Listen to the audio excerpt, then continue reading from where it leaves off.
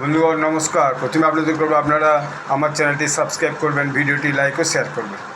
এখন যে পশ্চিমবঙ্গের খবর, সেই খবরটা সমস্ত ইন্ডিয়ান মিডিয়া, ন্যাশনাল মিডিয়া তো বটেই, ইন্টারন্যাশনাল মিডিয়া আর বাংলা মিডিয়া তো আছেই, সব জায়গায় একটা বড় অংশ দখল করে আছে পশ্চিমবাংলার খবর। কারণ পশ্চিমবাংলায় দীর্ঘ ধরুন 80 সাল প্রায় বলা যায়, স্বাধীনতার পর থেকে প্রায় কংগ্রেসের শাসন, মাঝে অল্প কয়েক বছর বাংলা কংগ্রেস ইত্যাদি ইত্যাদি ছিল, মানে একটা জোগা খিচুড়ি শাসন, 72 সাল পর্যন্ত, 71 সালের শেষ পর্যন্ত, 68-67 সাল থেকে। কারণ 70 সালের পর থেকেই আমি কলকাতায় থেকেছি, তো এখন দেখেছি তো 80 বছর পরে এই প্রথম বিজেপির সরকার এসেছে পশ্চিমবাংলায়। বিশেষত 35 বছর যে সিপিএমের রাজত্ব এবং তারপর যে 15 বছরের টিএমসির রাজত্ব, এই রাজত্বের পরে এই প্রথম স্বাধীনতার পরে ভারতবর্ষে এই পশ্চিমবাংলায় যে রাজ্যটি, সাথে বিজেপির সরকার। যার বাংলাদেশ বর্ডারে কী চলছে সেটা এখন সবচেয়ে বড় আলোচ্য বিষয়। বাংলাদেশ বর্ডারে এখন একটা কড়া নিরাপত্তা ব্যবস্থা তৈরি করা হচ্ছে। গণহারে অবৈধ বাংলাদেশিরা তারা দেশে ফিরে যাওয়ার ব্যাপারে চেষ্টা করছে।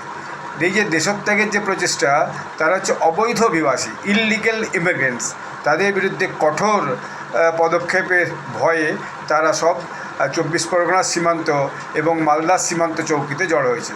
সেখানে যারা যে মালপত্র নিয়ে গিয়ে হাজির হয়েছে, তারা ভারতীয় কিনা, তাদের দেশত্যাগের প্রক্রিয়া সহজ করার জন্য তাদের যে কাগজপত্র আছে, তাদের যাচাই বাছাই, জাতীয়তা বিচার, এই সমস্ত কেন্দ্র চলছে। এর মধ্যে পশ্চিমবঙ্গে যে অস্থায়ী আটক কেন্দ্র তৈরি করা হয়েছে, ডিটেনশন সেন্টার, ফলে ভয় আরও বেড়েছে। এবং এর মধ্যেই যে 4096 কিলোমিটার দীর্ঘ সীমান্তের পূর্ব বেড়াবিহীন অংশগুলো ছিল, সেগুলো ভারত বন্ধ করে দিয়েছে। আর এর মধ্যে সরকারে আসার পর শুভেন্দু অধিকারীর সরকার 140 একরেরও বেশি জমি হস্তান্তর করেছে। সেখানে যে ভারতের বিএসএফ, বর্ডার সিকিউরিটি ফোর্স, তারা যে বেড়া দেওয়ার কাজ শুরু করেছে, প্রাথমিকভাবে বাসে খুঁটি পুঁতে বেড়া দেওয়ার কাজ চলছে, পরে একদম ডিমার্কেশন চলছে, পরে সেই অনুযায়ী একেবারে পুরোপুরি লোহার পাঁচিল দিয়ে, যেমনভাবে পোল্যান্ড বর্ডার আছে, যেমনভাবে যে গাজা এবং ইসরায়েলের বর্ডার আছে, সেরকমভাবে আগামী দিনে একটা বর্ডার হবে এবং স্মার্ট বর্ডারিং হবে, এটা বলে দিচ্ছেন অমিত শাহজি স্বরাষ্ট্রমন্ত্রী। তিনি এই যে বর্ডারিং স্টেটগুলো এখন ভিজিটও করছেন, পাকিস্তান বর্ডারের দেশগুলো, রাজস্থান, তারপর গুজরাট, এরপরে তিনি আসাম, ত্রিপুরা এবং পশ্চিমবঙ্গ আসবেন, তিনি ভিজিট করছেন।